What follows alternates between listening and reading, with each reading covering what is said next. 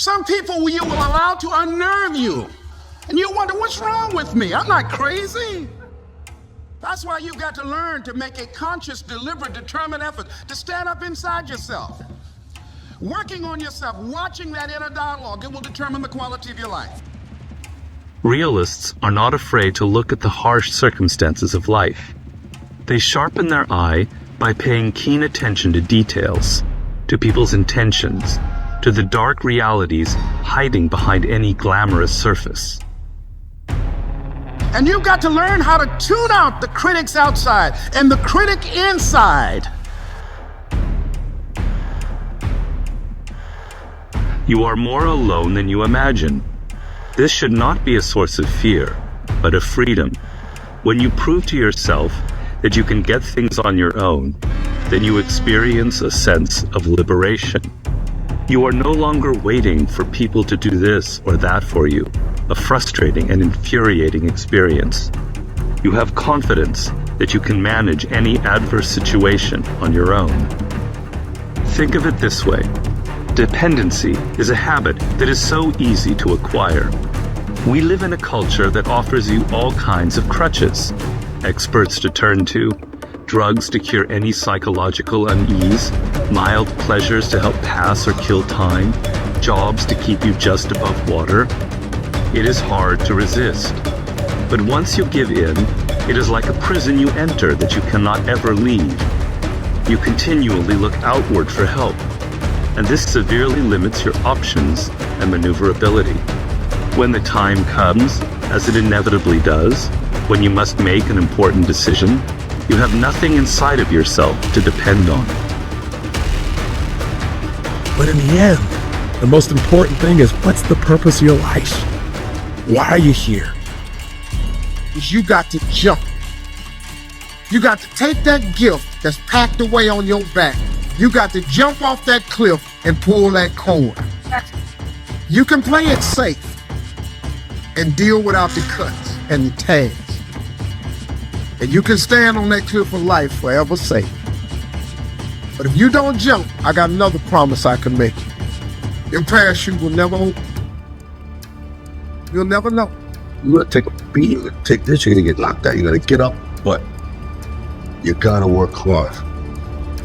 This 24 hours belongs to me. Right. And whatever I do in this 24 hours will determine where I'll be tomorrow and the next day. And I think that's what people need to focus on. Like, get off of this, I want to make 6 figures. I want to drive this car. I want to live in this house. I think what people should be focusing on is, I have 24 hours. Like, Oprah only has 24. Yeah. Bill Gates only has 24.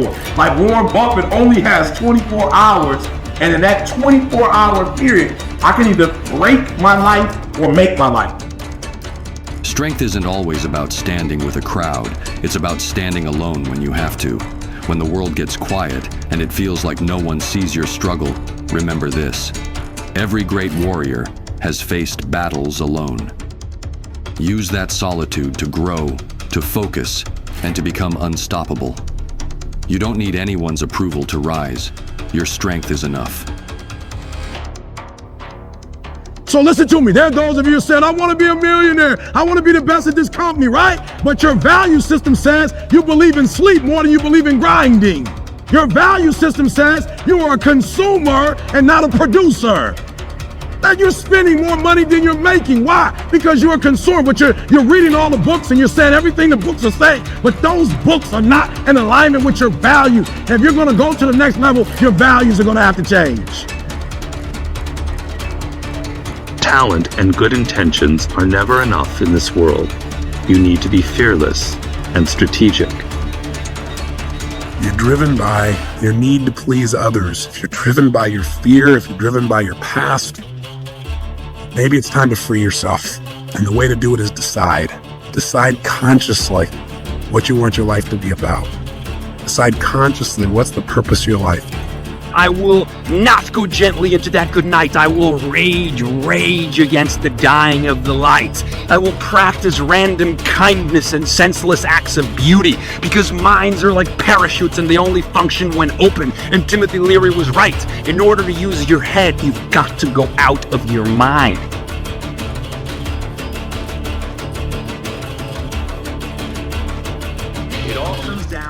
controlling and mediating our attention. So if you are a wonder junkie, if you believe as Carl Sagan did that understanding is a kind of ecstasy, if you are hungry for the sublime, learn to control your attention. Learn to control your mind, your thoughts, because you created the linguistic choices, the very words you use to map your reality, feed back into your reality. You are the painting, you are the paintbrush, you are the canvas, you are the question, you are the answer to the question you are looking for. You are also, my friends, the question. You are everything. We are everything. We are sentient. We are consciousness, the most sublime, miraculous thing in the universe. So you better be having a good time and authoring your fate. Turn your life into a living, breathing work of art, because anything less will be a tragedy.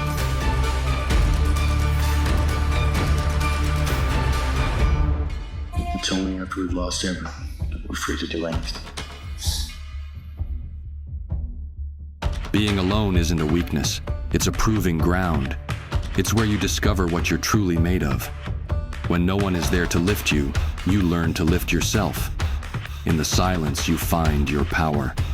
Stand tall, even when it's just you, because sometimes that's all you need to conquer the world.